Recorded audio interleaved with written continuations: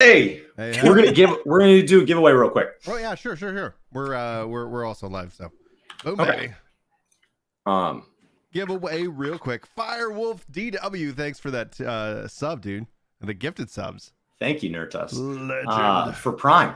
So we're gonna give away right now. We're gonna give away a complete edition of Final Fantasy XIV. So for anybody that is in the free trial, or if you know anybody in the free trial, it doesn't matter if it's for you. If you have a friend getting into the game, you can definitely share it with them. It's a PC copy of the complete edition. It'll give them everything they need to go from the free trial all the way through 5.555. And that'll get them prepped. So then they just have to decide when they want to pre-order Endwalker, and they will have everything they need to keep on progressing. They can finally hold over 300,000 gil, which is absolutely wonderful.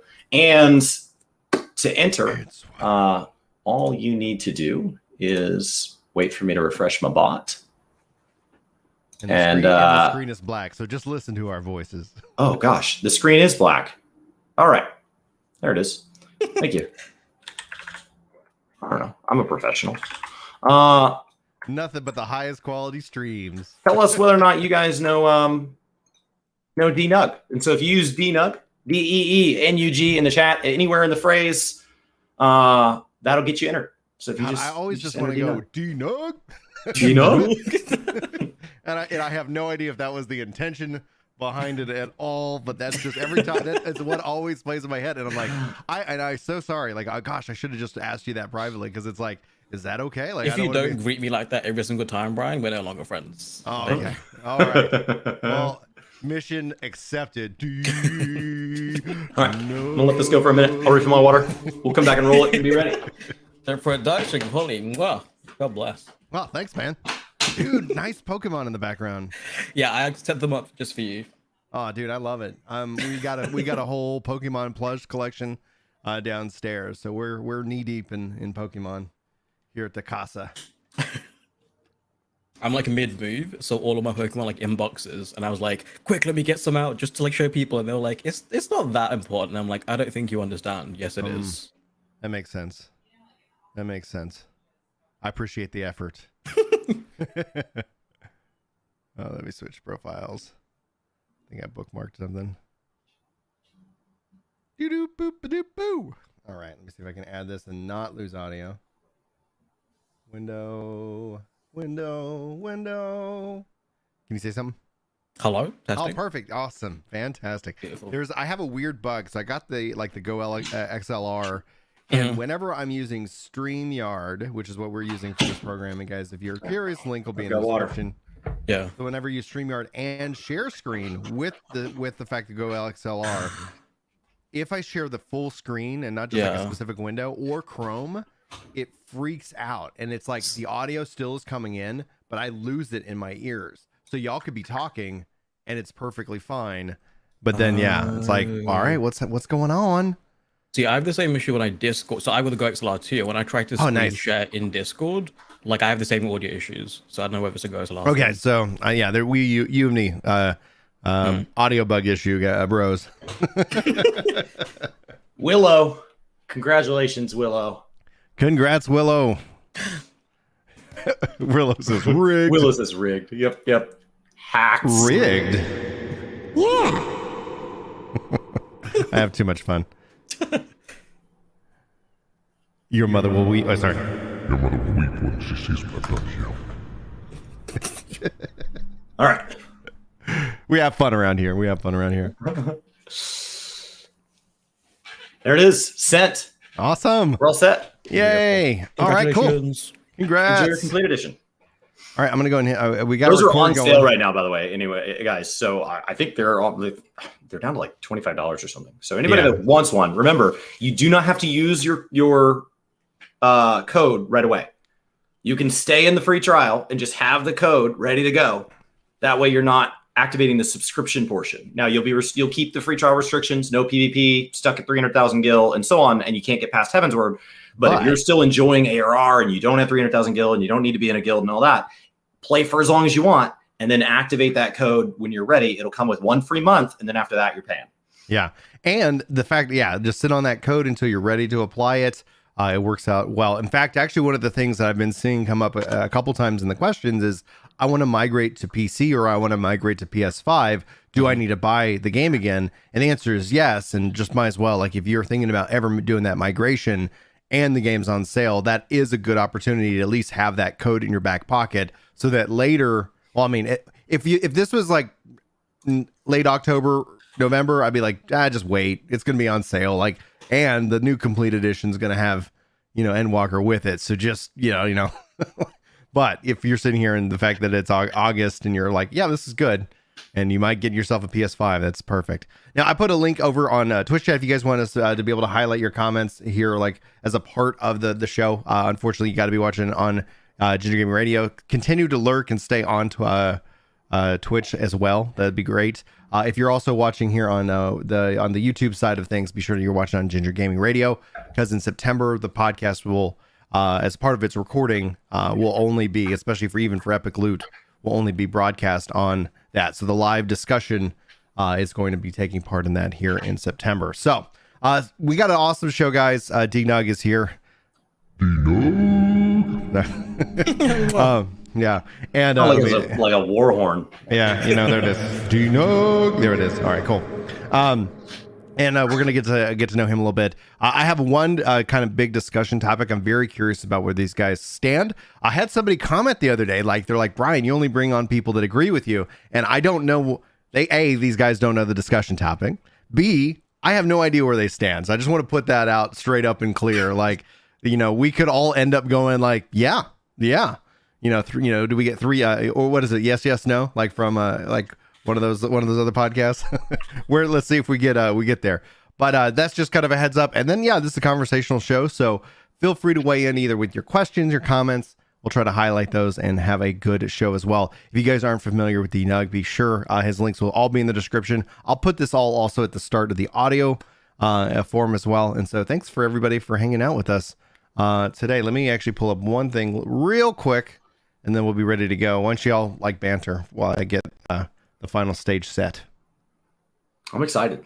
I'm going to get into Zadnor today. Have you finished any of your relics? I'm so close. This is it. Like, I'm still, because I ignored it because I have the Eden World weapon, right? So I was just like, oh, I don't need the relic weapon. And then I found out they were just like, oh, so like really it's like it becomes best in slot.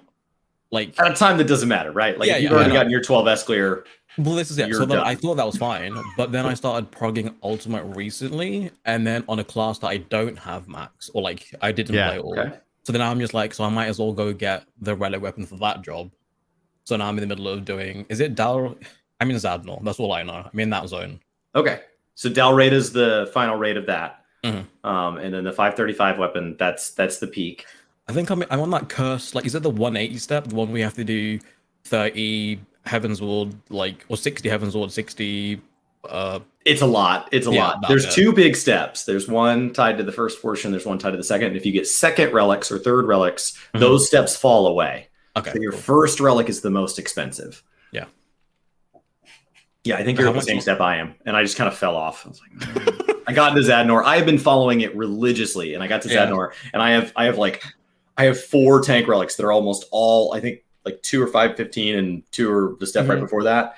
Well, and then I just can't bring myself to do the 535 because it's a lot. See, my goal for Endwalker, like my checklist is one of every, what you call it, like expansion relic. Yeah. I've just done my Zodiac one.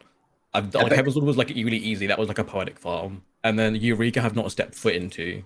And then this one. So hopefully once I finish this, I can go back and do my Stormblood. Rock and roll. Yeah. All right, I am ready. Are you guys ready?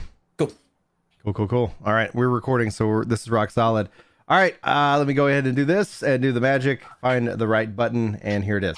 Here we go. Hello, and welcome to the Crystal Core Radio Podcast. I'm your host, Brian. Joining me and my co-chair, the man with the man bun, Chris. And also for the first time on the podcast, I'm so happy to introduce you guys to a legend, somebody I've really just been introduced over the last couple months, have become a big fan of this man, DeeNugLife. Welcome to the podcast. We're so glad you're mid-move and you bust out the Pokemon just for us. Just for you. Look at them. Yes. So today's show, guys, I've got a topic that I'm going to kind of jump on these guys here later. But before we dive into this topic, we're going to get to know DeeNug a little bit better. And I just got to say, DeeNug. All right, sorry. He said that is how I can continue to greet him from here on out. So I'm going to take full advantage of that power. But before we dive in, right before in the pre-show, you guys started talking about Zadnor. You started talking about Bozja. DeeNug, I'm going to give you kind of just like, as much time as you need. Who are you? What got you started getting in content creation? And like, what are your thoughts on the Relic and the Eden raids? Let's go. Sure. So you can call me DeeNug, whichever you prefer. Play a lot of Final Fantasy 14. I'm DeeNugLife on all social media, so like Twitch, Twitter, YouTube, all the good stuff. I started content creation, I guess, like my origin story was literally trying to find friends. I don't know if anyone else is like this, but I feel like when you're in like school or like, I don't know, was it college, university, you're kind of like in an environment where you're constantly surrounded by people. But when you leave that like atmosphere, so I like left that, got a job, moved out like away from home, away from friends, and did my like 7 to 5s. And then I came back and I was like, how do I find friends now? Yeah. And I like to play video games, and everyone always says, right, oh, just do the things that you love and like you'll find people around you. And I'm like, if I do that online, is that the same effect? So that's literally how I started streaming. I just pressed go live in the hopes that someone would find my stream, see that I'm doing something and be like, I like that. And that was literally my get-go, like 3.5 years ago, 4 years ago. Very cool, man. And what about Zadnor? What about the Relic in Eden raids? So I come from a background of like World of Warcraft, right? So I played WoW exclusively for like 14 years until I would say the end of 2018-ish. So that was like BFA. I just finished the first raid tier, and it started to become, I don't know if anyone plays World of Warcraft, but like it was, for me at least, became a chore. So like I had to like do my world quest, my artifact power grinding, and like Azerite power grinding, and I didn't have the energy for it anymore. So I switched to Final Fantasy 14, but I still had Raider brain. So I skipped. No one judged me. I skipped. I went straight to raiding. Didn't do any sort of other content because it didn't appeal to me. I didn't realize there was other content outside of raiding because that's all that was like drilled into me from World of Warcraft. Yeah, I see that in the comments with it, like M+ and raiding. It's like that is the heartbeat of the game. Go ahead. That was it. That was literally it. I would log on, make sure you do your Mythic Plus for the week, make sure you've done your world quest, you finish the raid tier, next Wednesday log back in, rinse to repeat. And then I started playing Final Fantasy 14, and I had the same kind of motto, right? It was just get to endgame. Admittedly, there's even less to do, like in terms of preparation here. You cap your times weekly, and then that's it. You're on the same wavelength as everyone else. So I did that, and I was just like, okay. And then end of last year, like my community were just like, have you like tried the story? Have you like gone into it? And in the process of like going back from the beginning and learning like from scratch, essentially, because I did boost what happened, I found out like there's way more to do in this game. So like I unlocked things like House of the Dead, Zodiac weapons. It makes me cry. I don't know if anyone did Zodiac weapon when it was current. I did it like 4 expansions later, and it made me cry. So I don't know how anyone else did that. So like those Heaven on High, PvP, like the gold source is an event in itself, and just like all the multitude of leveling jobs just gave me so much to do. So like Zadnor, things like that, I didn't even register until very recently. So like that's something I stepped into 2 months ago. Yeah, a month ago, 1.5 months ago, I started doing that. What do you think about it, like overall with the like the Zadnor and Bozja? Because you said you didn't get into Eureka, so this is kind of your really introduction into the system where we've kind of evolved with it. So I'm curious, like, what's your takeaway? Well, this is it, right? Because especially now we're in a very kind of like an interesting kind of moment in time, right? Where loads of World of Warcraft players are coming over.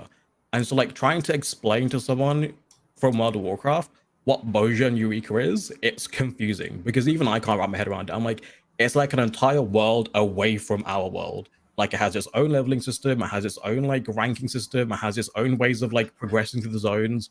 And so like for me, it's like a content that, so I like thrive off PvE. Like I think last podcast Moody was on, right? And I think Chris was saying how you thrived off of like playing with people. And like that's content that I love to do. Like I love playing with people, I love PvE. So like having an area where I can go into and still play with people, but like essentially also kind of be on my own is like what I loved about that.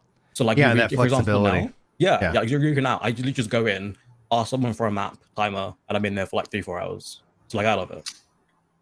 I would say that the WoW, if you're having trouble telling people what the WoW equivalent of Eureka and Zadnor is, first of all, Shadowlands, like the Maw and Torghast, is kind of like a deep dungeon tied to it. Yeah. There are examples across World of Warcraft. In Wrath of the Lich King, we had PvP raids, and so this idea that you have raids that don't work like normal raids, things like Archivon and all that, were weird, right? And so that's how you got your Black War Mammoth, and you did those, and you could only do them when you controlled Wintergrasp, and so there was weird behavior around them, and they functioned differently. But also like Argus and the Maw and like these zones, we have had isolated zones where like your mounts don't fly. The island that you'd go knock out in Legion was a little bit weird, and so like there are these ideas. My understanding is Korthia, because like obviously with everything going on, this has been what's allowed me to step away again, because it's really easy to have a sick taste in your mouth when you log into a Blizzard game right now.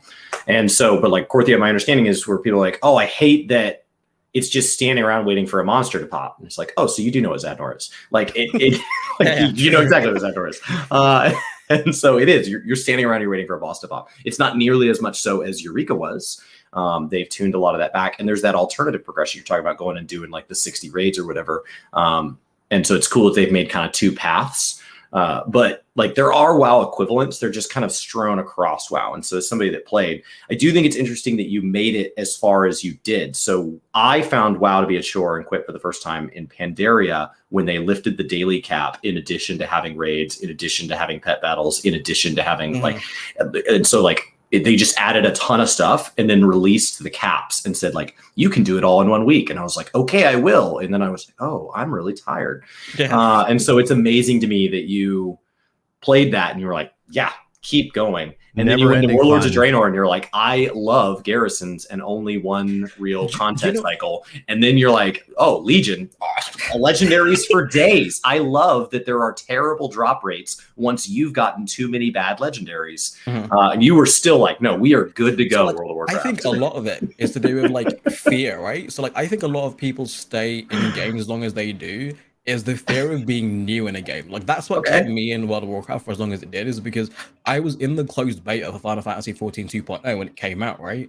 And so I like logged in and I was like, okay, having fun. But I was in that moment of, I didn't know what anything meant. Like people were talking about like getting to cap and doing poetics, and they were just like, oh, and then you trade these poetics in for these items, and then you can trade, because let's be honest, the currency system in Final Fantasy XIV is the most convoluted thing in the he speaks the truth. Oh my goodness.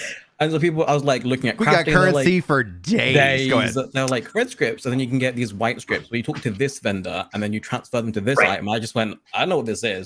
WoW has one token vendor and it just has everything on it. I got a token. What's the guy got? And you go to one store, and 14's like, yeah, but how are you going to have menus within menus? And don't you want to have to like walk back and forth across a room? And if you get it wrong, you just lost a week's worth of progress. Like, isn't that better? What was it? And like that was, especially when you're on your own, right? Is you don't really know who to go to because you don't have your friendship circle there. And so as much as like those things pained me, like everything you listed like brought back like memories of just like fear. The only thing I liked about MOP was like my little farm that I had. I could go to every like 2 days to get my like, you know, recipe crafting ingredients for like cooking. Yeah, they put Farmville in game. Yeah, they did. That was a thing too, wasn't it? It was a whole like fiasco. But yeah, like a lot of that was just fear of starting a new game. Like I listen to people doing like content and they talk about like, oh, like, you know, the whole, was it the expansion release? Something about Raw Barn Extreme and there being like that being a thing. And they're talking about like they're doing the coils when it first came out. Like I have that FOMO because I stayed in the game as long as I did because I didn't want to be the new person in another game. I think eventually like that was the camel that broke the like, the straw that broke the camel's back when my guild were just like, have you done your like, world quest to unlock your, you know, the power on your shoulders? And I said, I don't want to be forced into doing content I don't like, so I can do the content that I want to do. So like having been told that I need to do my Azerite power grinding and my mythic pluses, which I enjoyed, but being told you have to do it in order to be able to do this or be competitive at this, which is like, I guess my point of view is I play games and like to like min max and be good, but I don't want to have to do that in a different like avenue. And that's kind of like what I just went, yeah, no, I'm done. So it's an interesting thing that you bring up, especially as it relates to FOMO, because my theory is that FOMO works until it doesn't. And essentially what happens, and I've experienced this, and this is just a personal take, but I experienced to where, that FOMO, it's like you don't realize it. You know, okay, this is exciting. Oh, I want to log in. I'm having fun.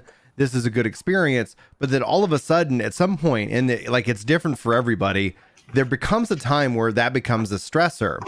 And for me, like a couple of games that have had that kind of FOMO, I would say Majora's Mask is the first one that I actively just did not enjoy playing. And so I found myself with plenty of time.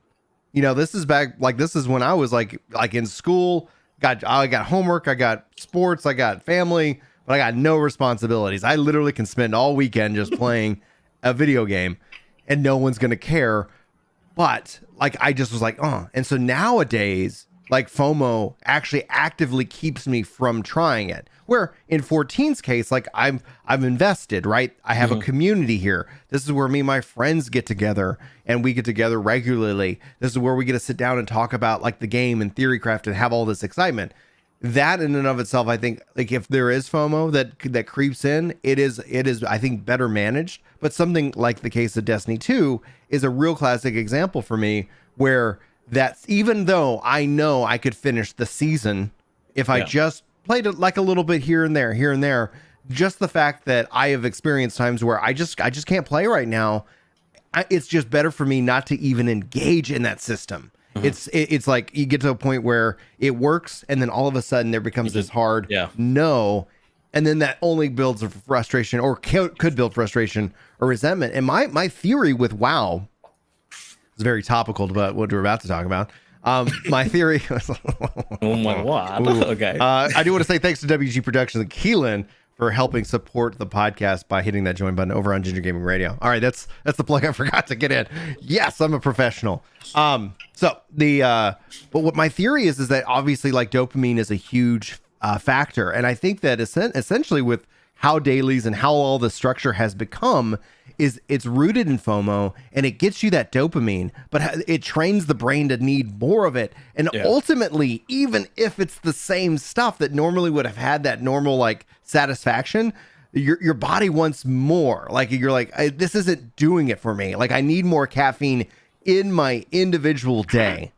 And that's just my non-educated how dopamine works on the human brain theory. But I was just from what I've read and who I've talked to, I was like, I wonder if there's this also aspect out. Obviously, outside of all the stuff that happened, over the last month, that in and of itself, we could have been having this conversation the same way, because people are still leaving WoW prior to that happening.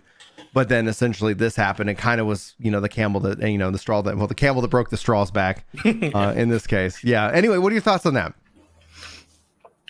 Anybody? So I know you're really excited about the upcoming Halo game, because they're promising to do a Destiny style model, but the seasons don't expire. So if you buy a season and you're halfway through it and then life gets busy, you can come back and finish it at another time. It's effectively a DLC of sorts, and you're kind of buying these reward tracks from Guild Wars. You're buying these kind of passes at something. In Final Fantasy, we have relics, right? Yeah. So I know with the Garo, you went and took that as an excuse to go do content that you don't normally do that much of, and you did a lot of it. You did enough PvP to get all 3 Garo mounts. So that's kind of a hard contrast with kind of what you're describing. But then if the relics were not only from that expansion no longer relevant item level wise, but also were glamours you could only obtain during that expansion, and after the expansion the relic systems were deleted, no more Bozja, no more Zadnor, would you engage in the relic system? Absolutely not. Now, you take me no kids, and most likely yes, hard no. Does that make sense? Where it's it works until it does not work. So all of a sudden, when you start taking away that content, for example, I mean, this is sticking with the Destiny theme here, because this is a very real example. Destiny 2 decided that they were going to remove a ton of content, zones, pieces of content, raids, etc. And I was and I had plenty of time. This was a summer. No one was pregnant at the time, so I had plenty of bandwidth. So I went and engaged in those systems. That's rare. It's rare. It was like a 2 Your wife last night was expressing frustration with some families at your kid's school that had 6 kids. Yeah, those crazy people with 6 kids, and families. I was crying, laughing so hard. I was like, "Yeah, what insane people!" Everybody knows 5 is the line. 5 is the line, man. Ride that line, ride that thunder. Anyway, thanks Vern so much for joining the podcast Legends. I appreciate your support. But so Destiny took it out and I decided to jump in and do that content. And then they removed it. And I was happy that I did it. But if they did it again, the answer is straight up absolutely not. In fact, that's one of the big driving factors of one of the things that I've only done in that game is PvP. So taking that to Final Fantasy 14, hands down, yes, you'd get me around. Absolutely. Oh my gosh, that's going away. They did it with the PvP stuff. Oh my gosh, that's going away. They do it again, and chances are I'm not even going to start it. Does that make sense? What do you think, D? See, for me, it depends, because if it's something that I have an active interest in, so like you mentioned, you went and farmed PvP mounts despite having zero interest in PvP previously, like that would not bother me in the slightest. Like I have an obsession with like shiny weapons. Yeah. So all of my glamours and stuff revolve around like a shiny object, and 9 times out of 10, the easiest item is like the weapon, right? And so the Zodiac and the Heaven's Ward weapons look super nice. The Shadowbringers one looks debatable. But I like that they have those there. And so if I knew, for example, in Endwalker that they were going to make those relic weapons only available in Endwalker, and then once you moved on, like no one would have access to them anymore, I'm a very proud person. Like I would have loved to been like, yeah, like that would be for me the opposite. For you, you're just like, no, that will demotivate me. For me, you would do the opposite. Like I would want to get all of those, because it means that the person who comes in afterwards, like it's almost kind of like an achievement that I did. Like I managed to get all of these things while it was current, while it was there. No one can get it anymore. Like it's like a prestige thing almost. So for me, no, I think in certain respects, like I can appreciate how FOMO can be like a turnoff, especially when it's like an overwhelming kind of come back to a game. But for me, FOMO in those instances, when things kind of get vaulted and put away and no one has access to it anymore, it makes me want to do it. It's like the opposite. There is a drive to that. Like I do know, because I can only speak for my situation. You take my kids, you put them in college, you have nobody that is physically, like I not have to worry about your daily survival. Like, okay, yeah, like, oh, this is going to happen. And I have this much time.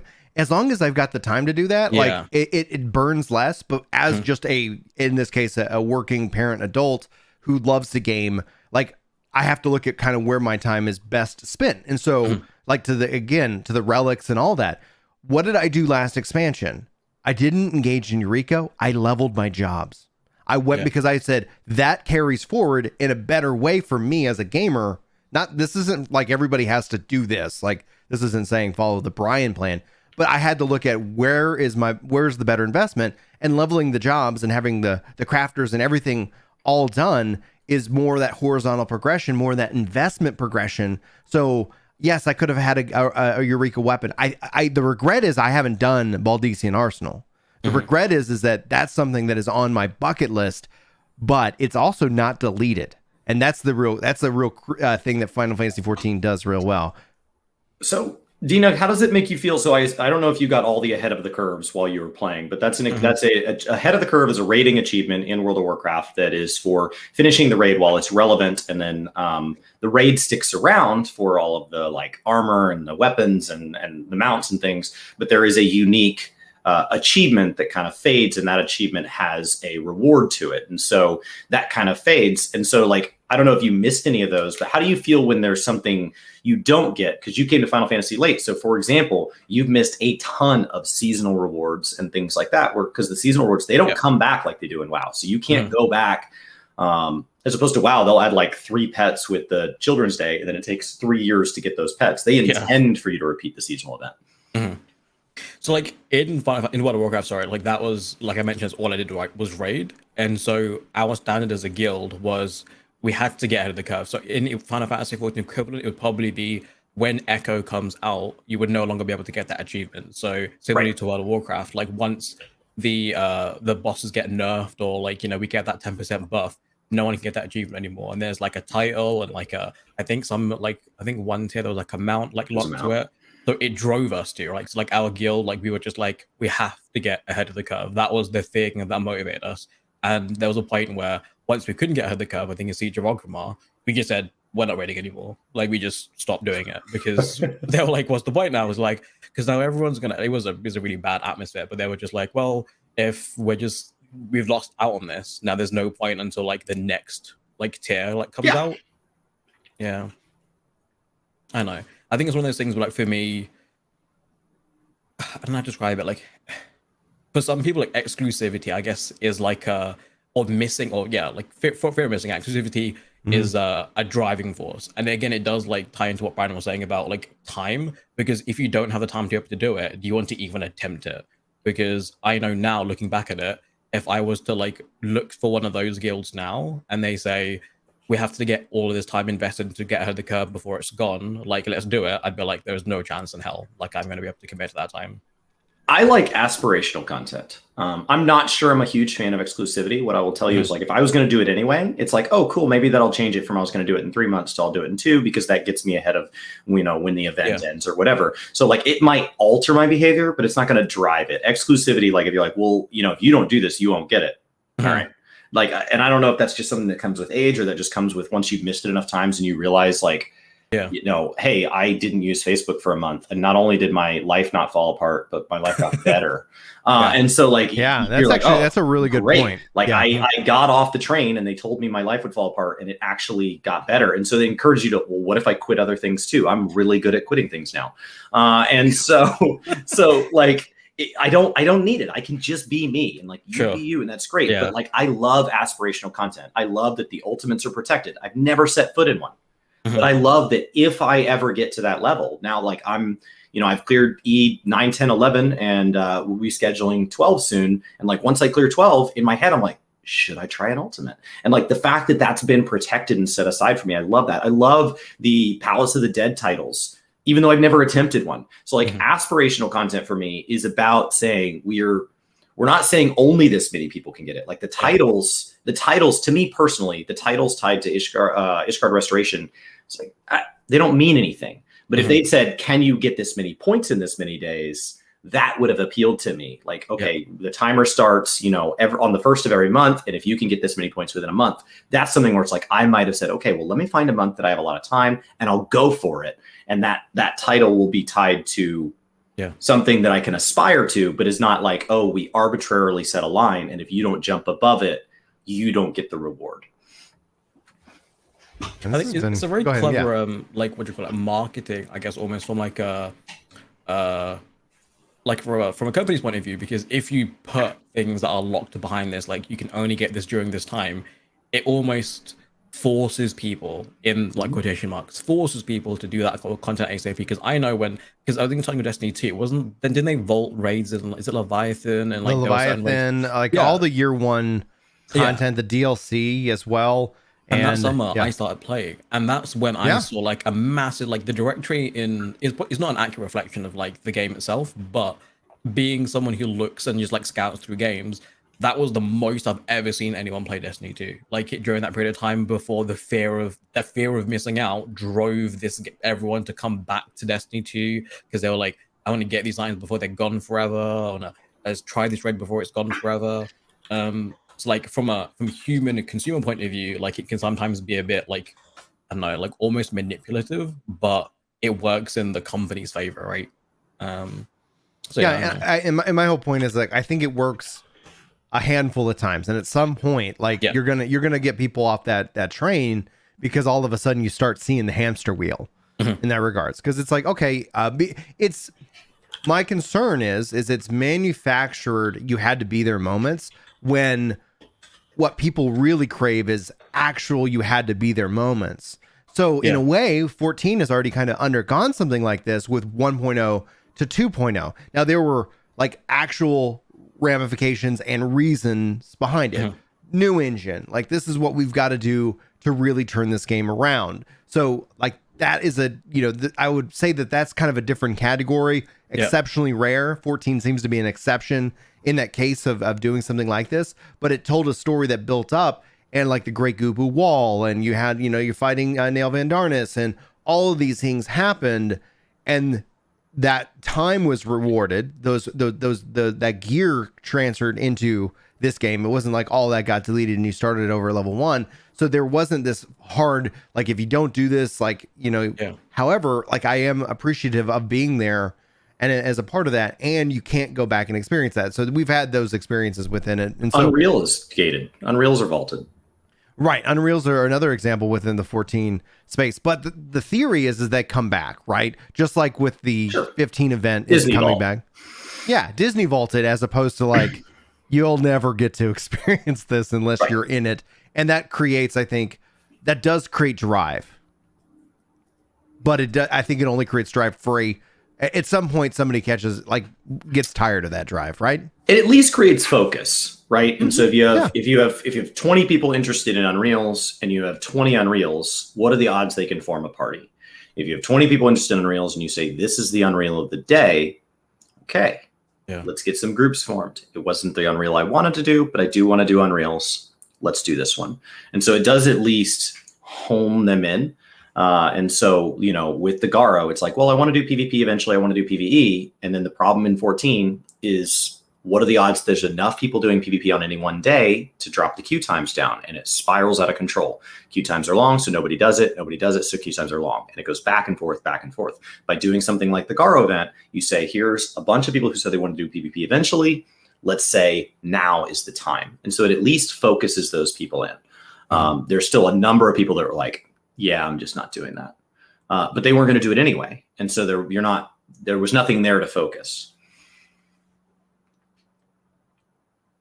I'm muted. So I'll redo this real dramatically. So speaking of focus, D, what is your focus as we build to Endwalker?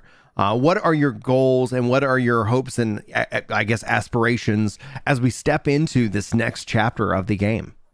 Like what I want to do and have completed prior to going into Endwalker, or I want from Endwalker. Okay, cool. So like I was mentioning beforehand, this is my first expansion playing, right? Shadowbringers. But I still came at it guns blazing, just solely doing raiding content. So I've cleared the tier. Ultimate was always something, and I feel like maybe Ultimate and Savage for a lot of people is kind of this what's this word, enigma, this fear of stepping into it, everyone, there'll always be an excuse. I remember telling myself when I wanted to get raiding in this expansion, I don't want to do Savage straight away because all the professionals are doing it, so I'll give it 2-3 months. And then 2-3 months went by, and then I thought, I don't want to do it now because then everyone's going to know the tactics and expect me to know the tactics. And then I kept delaying it on and on. So I was going to do the same thing for Ultimate. I was going to be the new Ultimate will come out in 6.1, and then I'll try it then. Whereas I told myself now I want to see if I can at least just step foot into it, see if I can get a clear in an Ultimate. So an Ultimate clear is on the cards, or potentially for me ideally. And then I was talking about this beforehand, just to get one of every relic weapon done. So one Zodiac, which I've done, one Heavensward, which I've done, Stormblood yet to do, and Shadowbringers I'm working through. And then I need to get the crafting or a Gatherer's version. Those are my big ones. I have never finished a relic. I have a partial relic from I have partial relics. I just have a bunch of started projects. Sure. Where I'm but during Heavensward, I'm oh, I'm going to try this relic. I got some books, and they're hey, cool, you're going to have to do about 1,000 more of those. And I was cool, I'm going to do something else. And so then Eureka, I made it to that step where, I had the unique perspective of 60% of the player base, we all quit at the same time. And so there was it was the second or third step where we all just kind of fell off. And then Baldies and Arsenal came out, and I was well, I would have done it if I'd known that was coming. Not because it was good, but because I would have pushed through, because then there was this huge kind of lust for the fact that they got to do that. Mad respect. So D, what are your hopes and expectations, or what are you really excited about with Endwalker? We've seen a lot of news already, and we're about to gear up for the next wave of more detailed focus information. The tentative date for media tour stuff is September, which means we'd either by the end of September or early October start actually getting gameplay and impressions and things like that. What are you looking forward to the most? So I said this beforehand, I skipped through MSQ, but and I want to say a year ago towards the end of August last year, I started again from 1 all the way through, watched all the cutscenes, read all the dialogue, did everything, and got super invested. This is the first game ever, so just backstory, I've almost exclusively only played MMOs. So I was a RuneScape baby, and then I was a Maple Story baby, and then I was World of Warcraft, and I was World of Warcraft for 14 years, from post launch all the way through to BFA. And as soon as I left BFA, I was like dabbling in Destiny 2. I think Rift was like a thing also a bit. Yeah, like, Rift kind of had a little spike there. The WoW killer. Yeah, I know. Everything was the WoW killer for like yeah. But even still, like I've even seen more people kind of returning to Rift. It's not really being actively developed, and I was like, I think if it would continued on, it had some really great ideas and systems. Yeah. But anyway, continue. Yeah. So like it was just like MMOs, and then I found Final Fantasy 14, and again I had the same approach to like all MMOs, which was just raiding PvE. So this game has made me appreciate story like 28 years later. You know, like I didn't care about stories, and like I remember vividly, I think it was 5.3 had just launched, and people were just like, I'm crying, like, oh, I'm so like, oh, this is too emotional. And I just pull it together. Like, what are you talking about? Like, it's just a story. Like, there's nothing, like, it's just a game, is what I told these people. And then everyone was just like, okay, do the story. And so I went through the story, and there's like a 15-minute montage video of me just sobbing my way through 5.3 because I didn't think a game was ever capable of making me feel like this. So, like, for me, it's the story. Like, I want to know what happens, how they conclude, because I didn't realize this story's been going on for almost 14 years, right? They were saying this is like a big arc that's coming to an end come 6.1, and then we're going to get a new story. And so for me, I want to know how everything wraps up story-wise. I don't know if anyone's still laying out, so no spoilers, but just for me, that's my biggest priority. And then second is I'm a horrible one-trick. So I only played Astrologian. That was the only job that I played all the way throughout.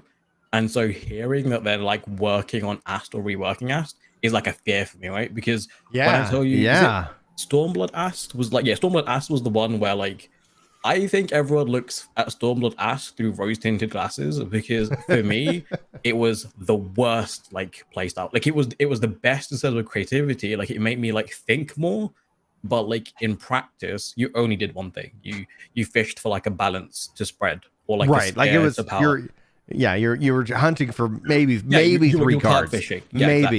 Yeah. And so like I learned that, and then I learned the way it was here, and I enjoyed the ability to be able to like flex, which meant I could just learn one healer because I could like jump around depending on who my co-healer was.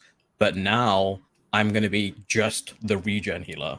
So which puts me in a position where I kind of have to learn a different job. So I'm looking at Sage, but I feel like everyone in their family are looking at Sage. So now I'm like, do I go Scholar? So for me, story, and then what they're going to do to Ast, and then I have to learn a new job.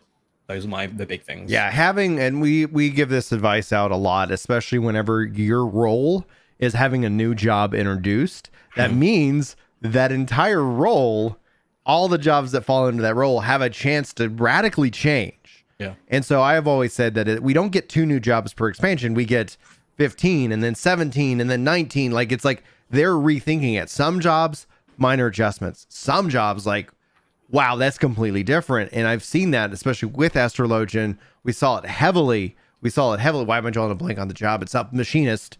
We saw that job in Shadowbringers radically change. I really enjoyed the changes they made to that because I didn't like it. I think I went from Stormblood into Shadowbringers going like, oh yeah.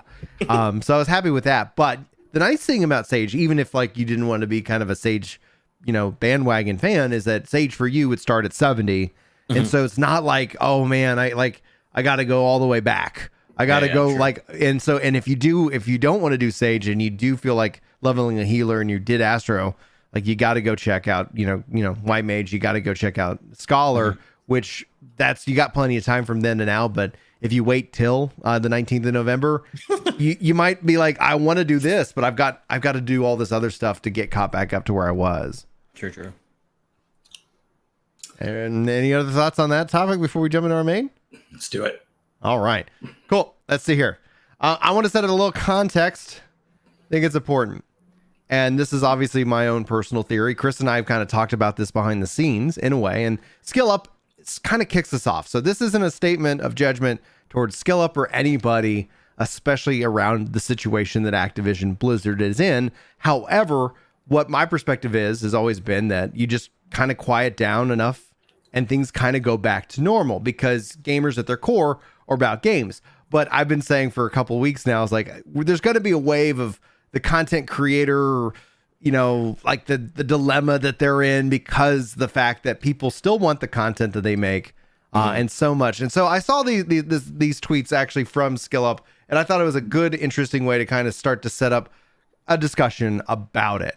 Like, what is the role of content creation and players, especially around these companies? What ultimately sends the best message? Just to be clear, like, if you feel like it's okay to support Activision Blizzard because there are good devs, there are good people within the company, that's perfectly fine. I'm not making a judgment one way or another. We're just using this as a setup for a discussion. So I'm going to read this. We'll go D, we'll go Chris. We'll see what everybody's feeling in this regards. So SkillUp actually tweeted this out. He says, I'm really struggling with how to cover the Activision Blizzard Ubisoft games. On one hand, boycotts send a clear, unmitigated message. On the other hand, thousands of honest devs slaved away for years to create something only to have that work silenced by the action of these jerk-offs.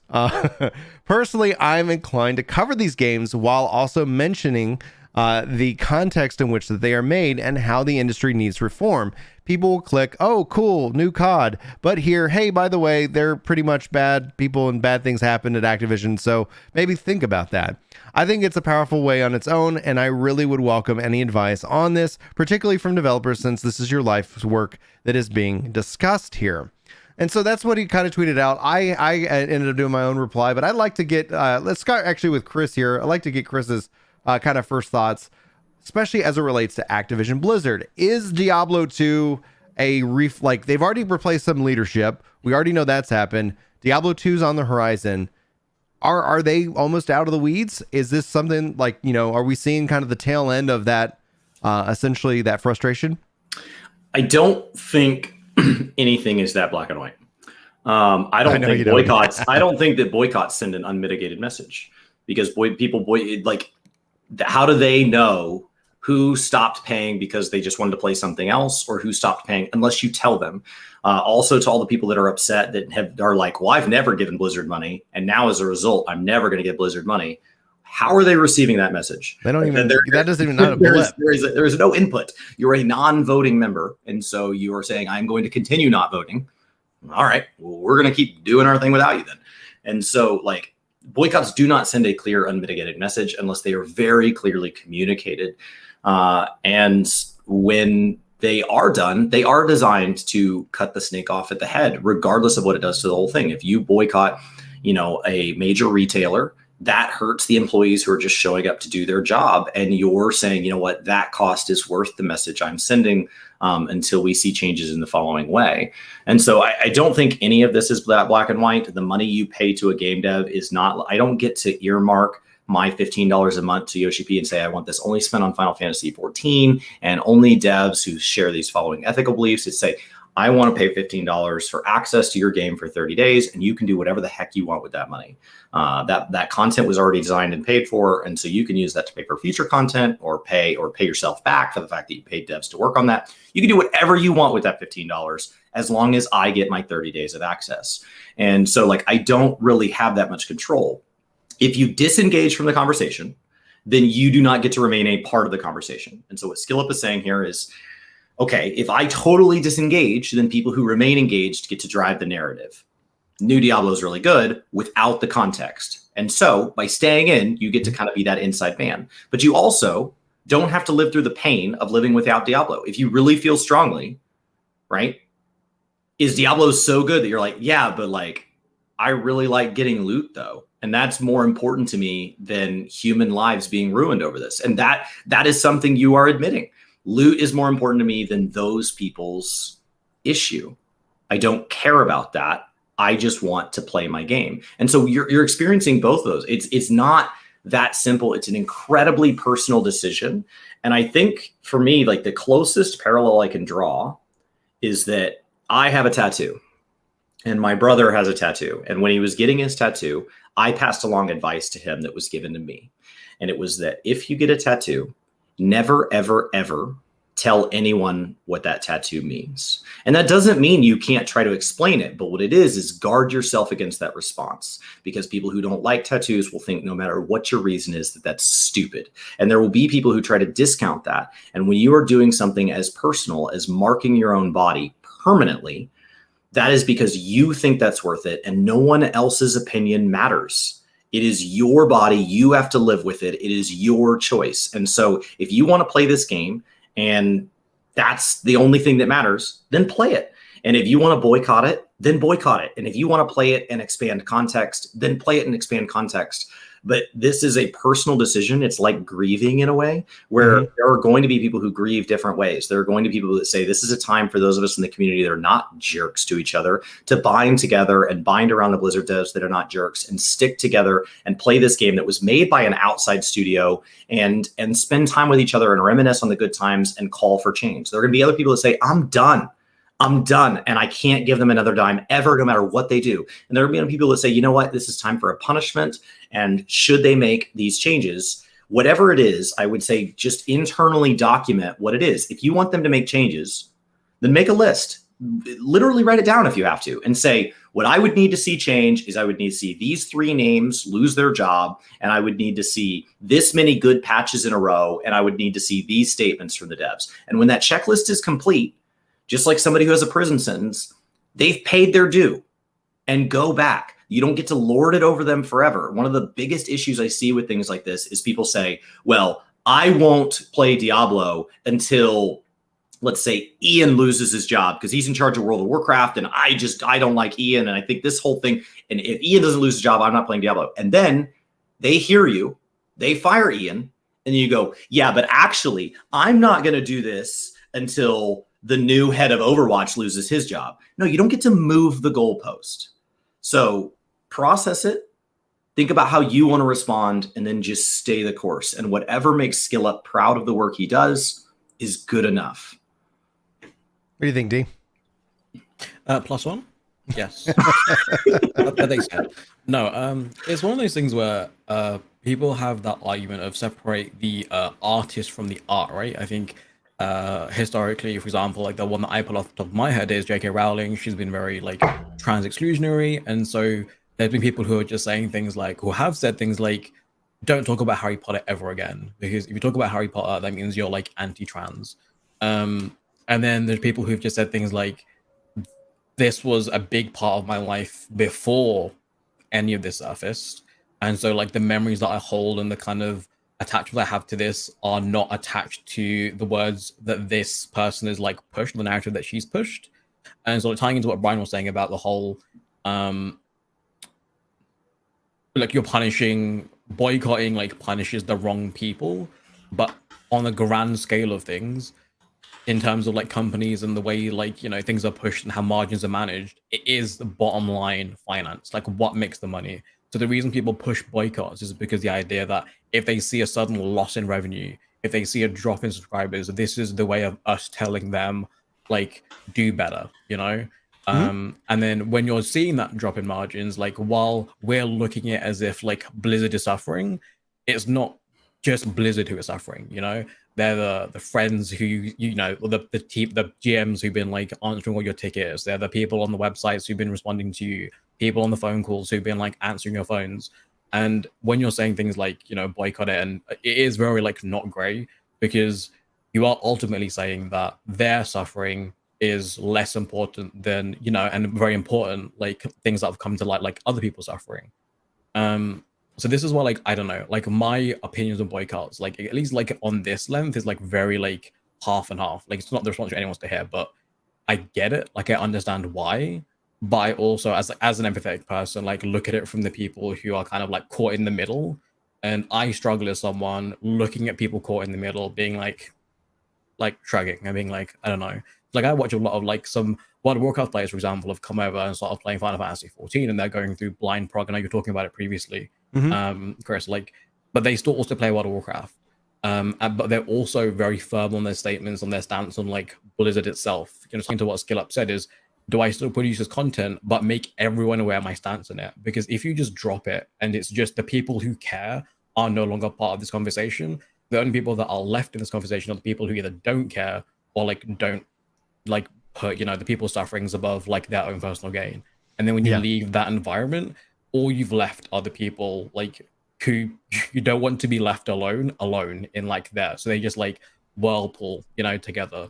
So I feel like sometimes it's one of those, you have to, you need to, was it bad things happen because good people stand silent? You need to be part of the conversation in their spaces. Yeah, I believe that 100%, especially when, like when good people do nothing, that's when like the bad things can just literally just like run rampant. And it's like, and it's a real complex issue, because I think Chris like kind of hit the nail on the head, is that like, A, my money, I don't have any real dictation of where that goes.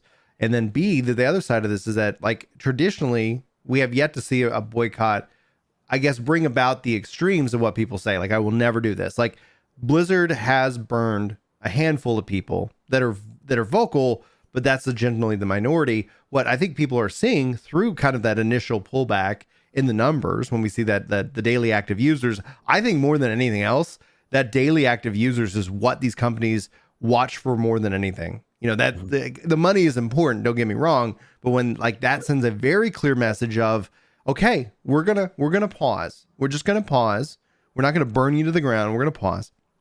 And when we see that happening, that's when we've seen the leadership change over. I think if Blizzard like rebuilds and does right and treats their people right, I think this could be a really good story, because like kind of like light is the best disinfectant is a phrase I enjoy. It's like, okay, oh, this is bad, but we need to be keenly aware of it.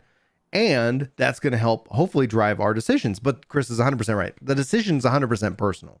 If you're just here for the games, that's great. Like, okay, like, that's fine. A lot there. I would say that's the vast majority of people. We're just here for the games. And the Call of Duty numbers this year are most likely going to reflect that very thing. No matter whatever PlayStation pays Activision for whatever feature that they're going to keep locked off of other platforms for a year, which they've done for a few years now, that has no matter, because it's a vocal minority who are going to kind of throw up the most thing. But new leadership that is hopefully going to be bringing the company around. And then essentially, I think they have a lot of work to be done. And their best bet is to deliver good games and put their nose to the grindstone and not mess up. And Blizzard hasn't been able to not mess up for a little while. And that's why I was like, even in the spring before all this, I was like, they've got leadership issues. Because it feels like every year there's some big thing where they got to come out and say, we're sorry, we'll do better. We're sorry, we'll do better. And now it's like those people are gone, new people are in place. They get a fresh chance. And I think from the content creation perspective, though, the thing I would see is that, yeah, if Skill Up didn't cover the game, somebody else would step up, because there is an audience that is hungry for that content. They don't care. Somebody will still Google, is Diablo 2 good? Right now, Skill Up, due to the channel he has built, will show up as one of the top search results, but only if he hits publish. Yeah. So, would you hit publish, Brian? Would you cover Diablo 2? And would you play it? Are those different answers? So, based off of what was occurred, no, I'm not.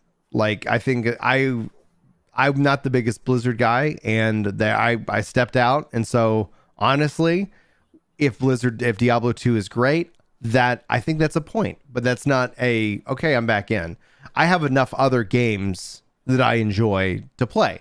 I think this conversation's a whole different conversation when, hey, you get like 2 games a year, and one game that you've been excited about since they announced it is Diablo 2 Remastered. It's like, okay, well, but Lost Ark is also like probably like 2 weeks after that. There's plenty of other, I think, great games that I think I can pour myself into that are going to be better worth my time and my money. Now, I am not going to sit here and say that Blizzard can't win me back, but they've got to put the work in, right? Like, I wasn't burned as hard as a lot of people were burned with this deal. I just want to make that very clear. I left in the cost of your boycott is. Yeah, I wouldn't even consider myself boycotting.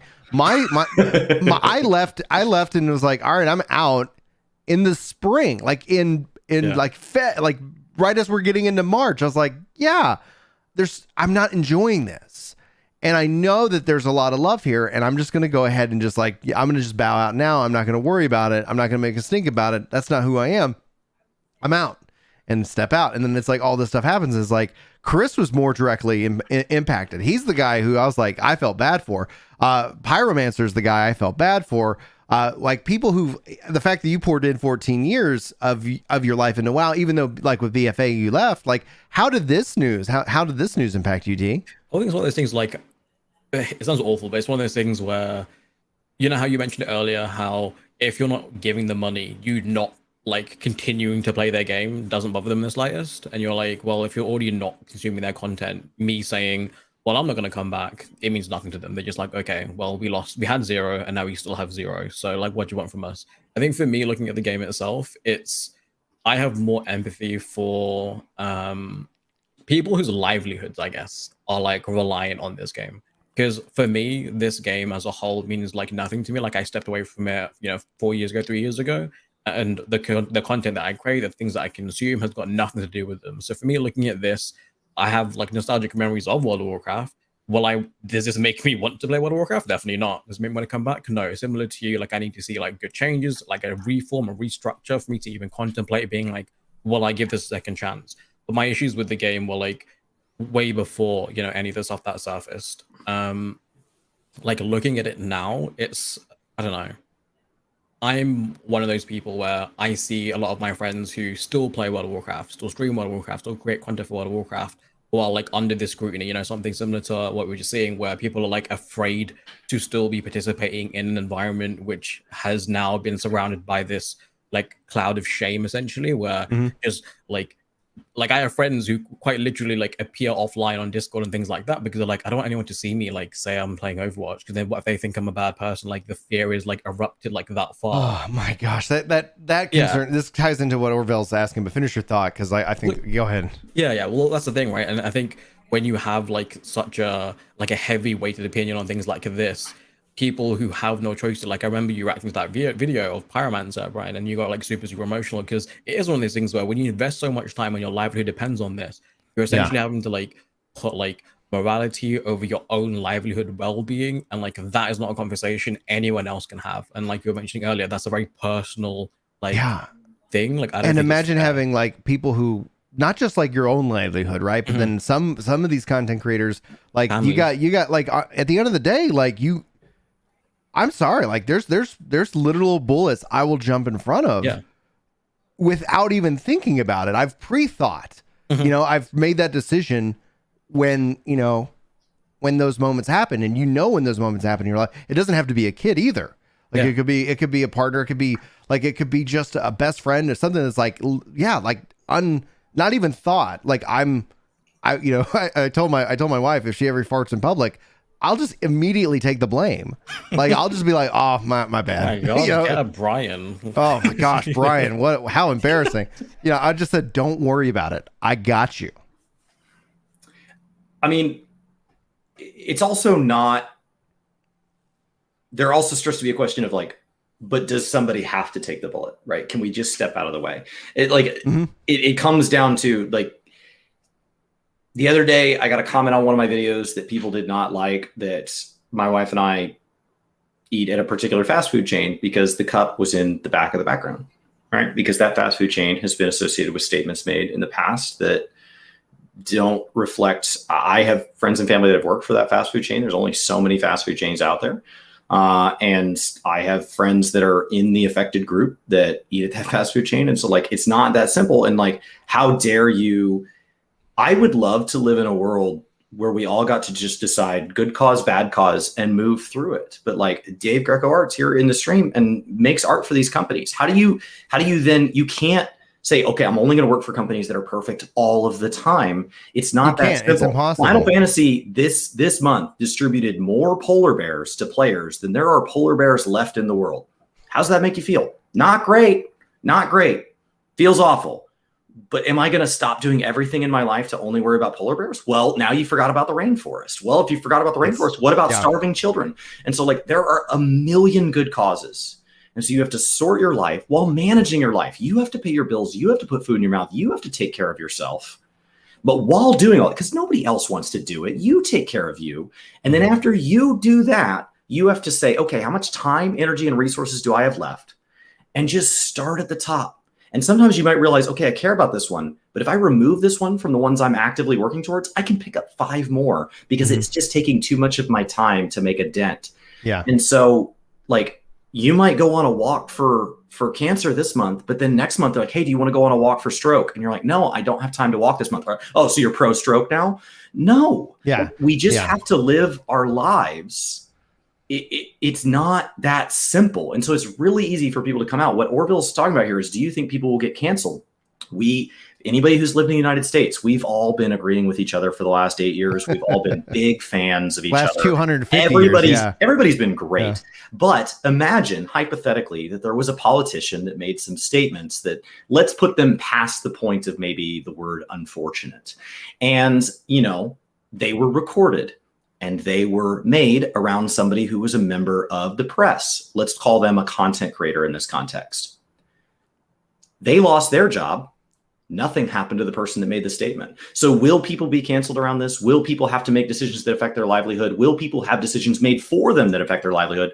Possibly, but it will be in a case-by-case basis. The community in this metaphor that person surrounded himself with, the company that they worked for, had a moral stand. The company that the person who made the statement for was not so much bothered by that statement. Yeah. And so that determined the consequences, not the action or their relationship to the action, who supports them. So members of the community who have always stood on a moral high ground and have said, I only play games that support certain groups of people or have certain ethical stances. And then they say, but Diablo's like super freaking good though.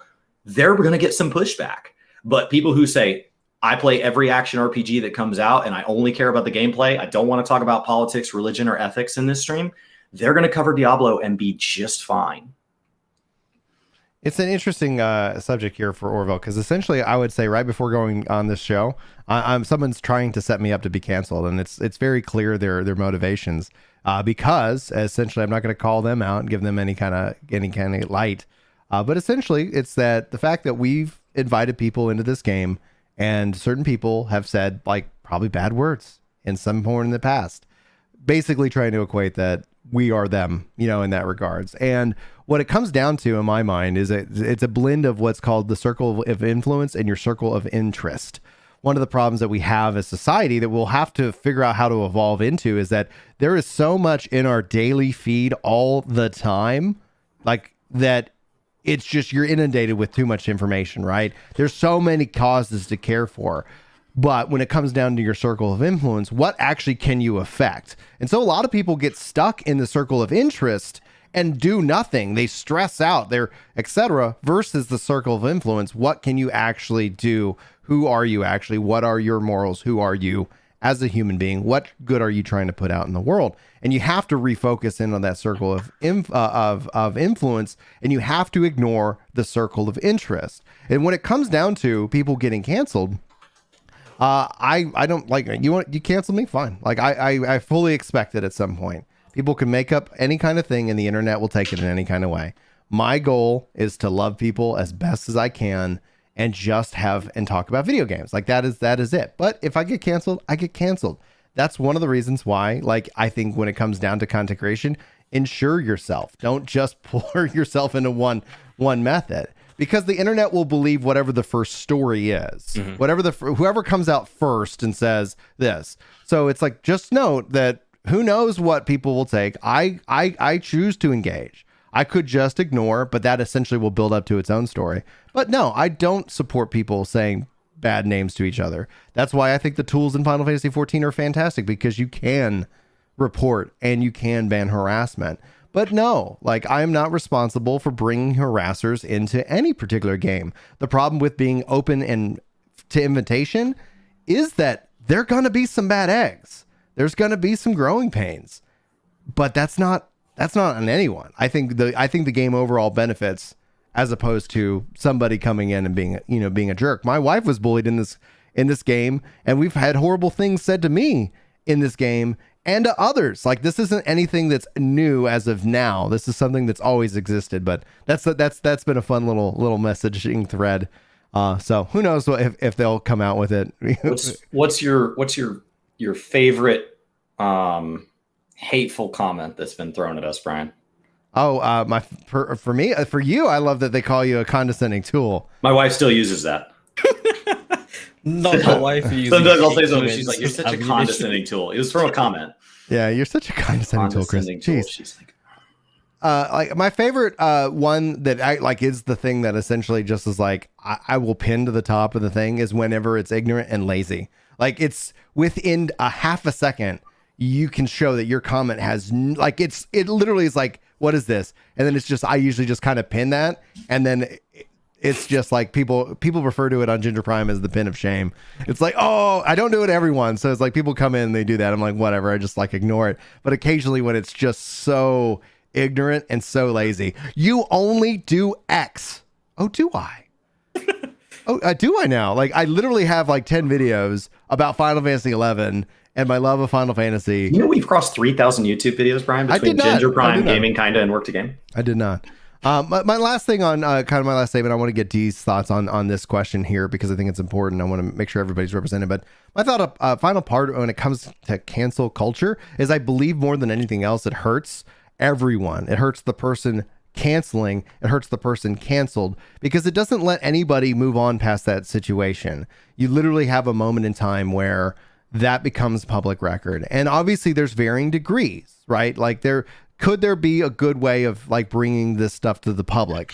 Well, yeah, like, okay, I went to the police and I did this and I filed reports and I have all this evidence and then they paid off the police because they're corrupt or something, you know, like I have no other choice. But when people go right to the public and nobody really gets to kind of shake it out, it's the story that breaks first is traditionally the story that's believed, and cancel culture shuts down the conversation and the discussion. So it doesn't allow for healing on both sides. And that's just where I fall. Like, Dee, I want to get you in on this thought as kind of, and we'll hopefully wrap up with some, some fun stuff. This is a little bit deeper conversation later, obviously, into the podcast. So I personally I hate the word cancel culture. I think like holding people accountable is like my preferred choice. Like I like using that because I feel like people have demonized, because bad people do bad things, right? And then when they've been called out on doing bad things, they're just like I'll see a comment or a thread or whatever, and I'll just be like, cancel culture at its finest, or like, oh, just not the cancel culture, and it almost like disregards what was said because it's almost like brushed as like, oh, everyone's overreacting. So I think holding people accountable is fair. I think if people have acted wrongly, done stuff wrong, you should definitely hold them accountable and hold them to a standard where you're like, you need to be better, you need to do something. This idea of like instantly going to the public and like shaming everything, like again, it's one of those things where like everything is not black and white, everything is gray. You don't know what's said behind closed doors, you don't see what's in DMs, you don't see if attempts have been made. And so when everything is put out on blast, like you're saying, the first post, the first thing you read spins the narrative, right? So the first thing you read, people are already biased. The next thing you read, it's just like, oh, you're backpedaling, or like the second post almost gets scrutinized more and like is more meticulously like deconstructed and like analyzed, and it kind of like snowballs from there. Personally, the holding people accountable publicly, whatever it is, yes. Do I think that it also is very like bad or has the potential to be bad? Also, yes. Because I do think it's one of those things where if someone's done something bad and they've been made to be held accountable and they then responded and they're like working to get better, I think you'll always have this kind of like cloud forever over your head now. Like you're always going to be this person who's carrying this with you. I think that's the factor of the internet though, because it does live forever, exist forever in that regards. Because let's say I did something bad, which I'm sure I have in my past, but nothing in terms of the context of what we're talking about. But let's say that was on video, like there wasn't cameras and stuff like that. Like I don't know. I don't know a good example. But and then that lives forever in that moment, and and people can experience it today. It's not like, oh, that was 20 years ago, that was 30 years ago, that was 40 years ago. And so essentially when that happens is like the internet keeps that and preserves that so people can be hurt by that in the from now to the end of the future. And that's where I think the internet, it's a good thing from an archive perspective, but in the terms of your idea of a road for redemption, that cloud is that people could still be getting hurt by that action because they're just now experiencing it today as opposed to whenever like it occurred. And even if there was apologies, those don't necessarily get shared as the offense has in the past. Because it's one of those things where like you mentioned, it's just forever there, and how we mentioned about earlier how you can't just then keep it to lord over someone And I feel like that's what happens, right? Because there'll be something like loads of content creators have come over very recently, like, and a post from 2010 will get circulated and be like, this is your friend? Like, this is who you're talking to? I'm like, it's been 11 years since that post, and they've made about 25 million apology videos and like posts and like tried to redeem themselves. But all we will remember is they got cancelled in 2010. Like, that is the instinct that comes to your head. Right.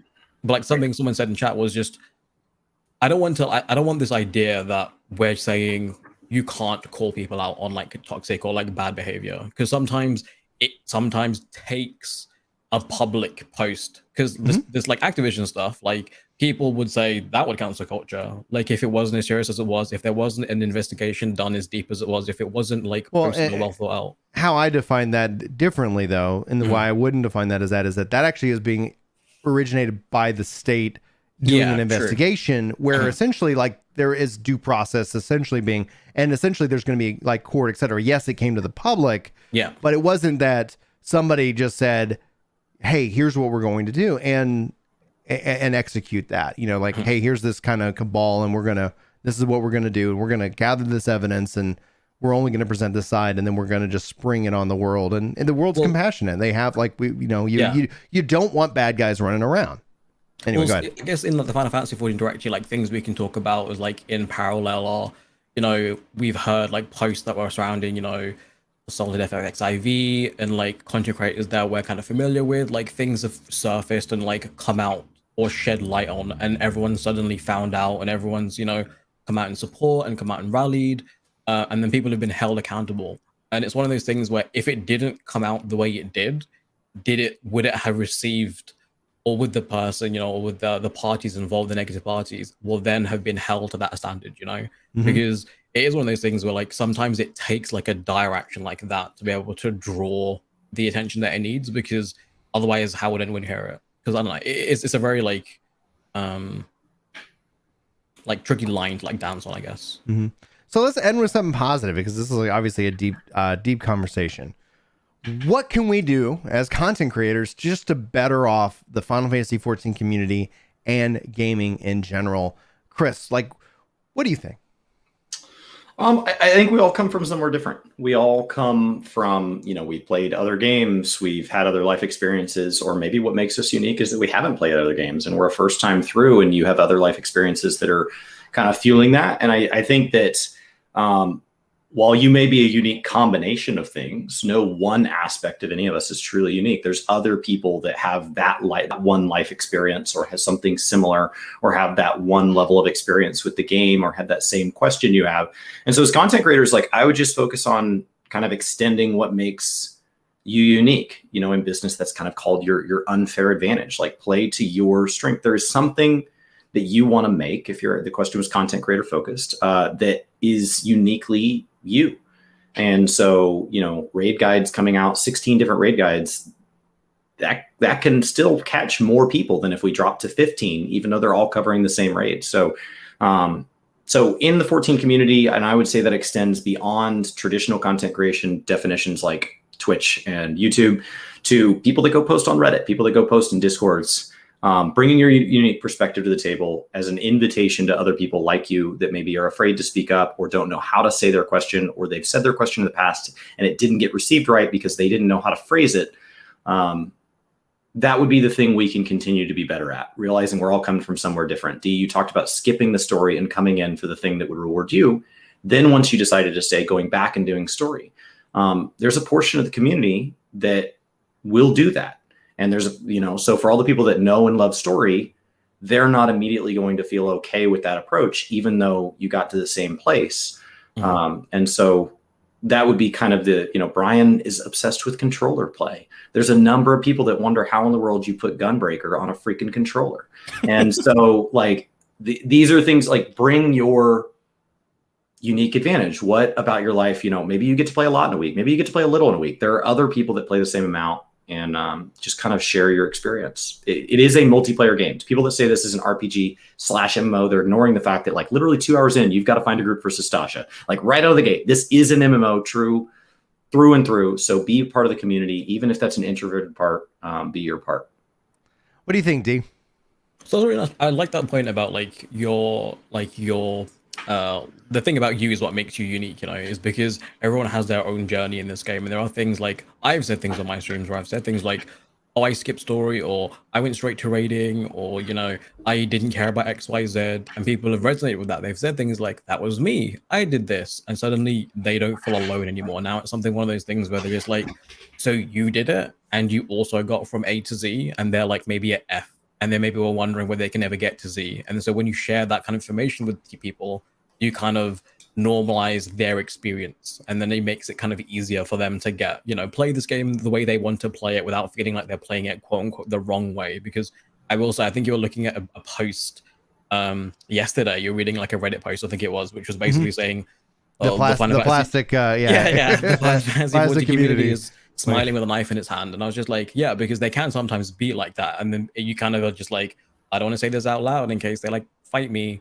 But yeah, like things like that are important, I think, too. And as content creators, there are people like Rin and Komi and like Llama Todd who do things like teaching, and like things like that has like really pulled people in. I think the fear of, like we talked about it earlier, the fear of stepping into content which you've never done before is like the most daunting thing, and there will always be a reason for you not to do it.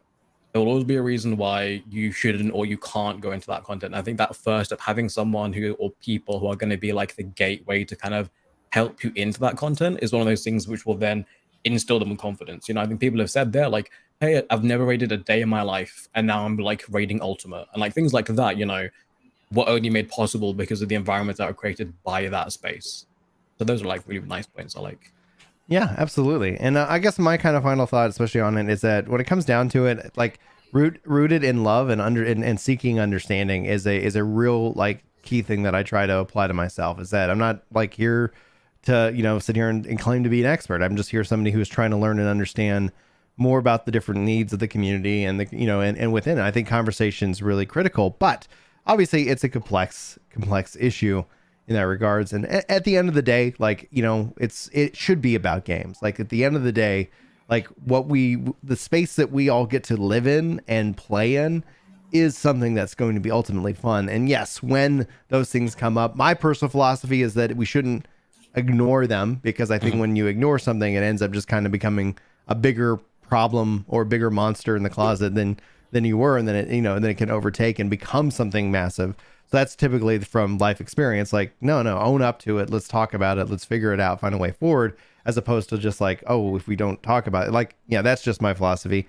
And then, yeah, like, I think one of the things that's really what I'm loving seeing within the community is so many collaborations, like ways of that everybody can get together. We can kind of discuss our ideas and represent that from a leadership perspective, because regardless of what I believe of the role of content creators, is that there are people who express that we are community leaders. D, you're a community leader. Work to Gabe's a community leader. Mr. Happy's a community leader.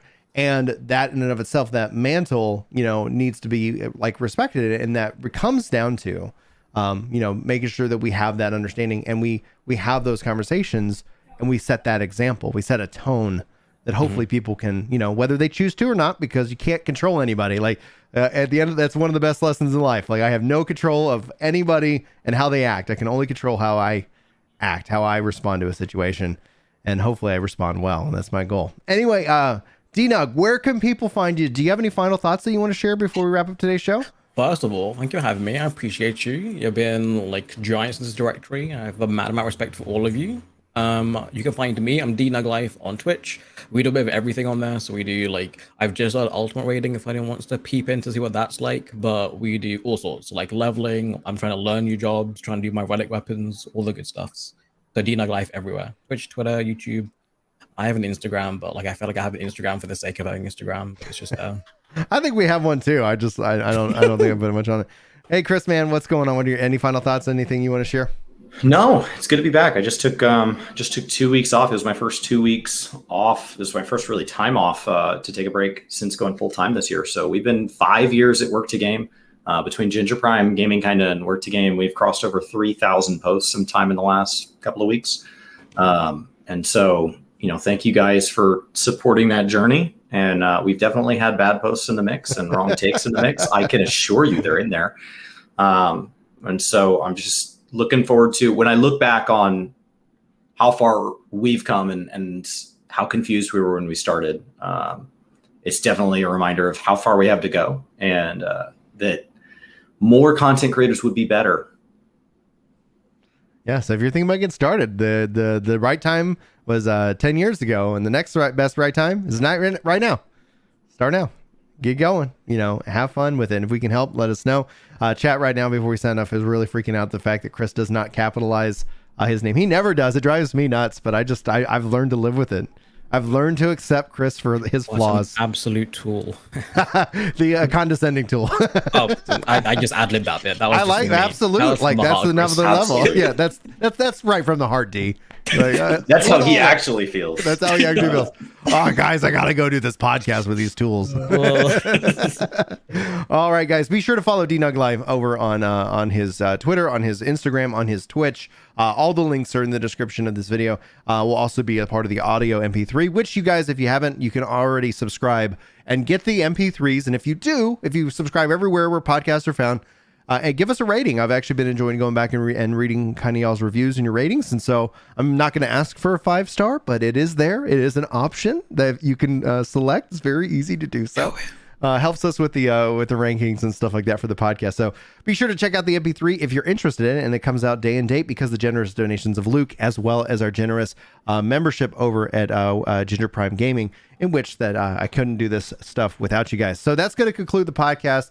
Thank you, everyone, for tuning in with us live. We'll be back next week for even more content. We've got more guests lined up and so much more Final Fantasy Square Enix news to cover here in the future. My name is Brian. This is Crystal Core Radio. Thank you so much for watching. You are awesome, and I hope you have an incredible day. But until then, take care.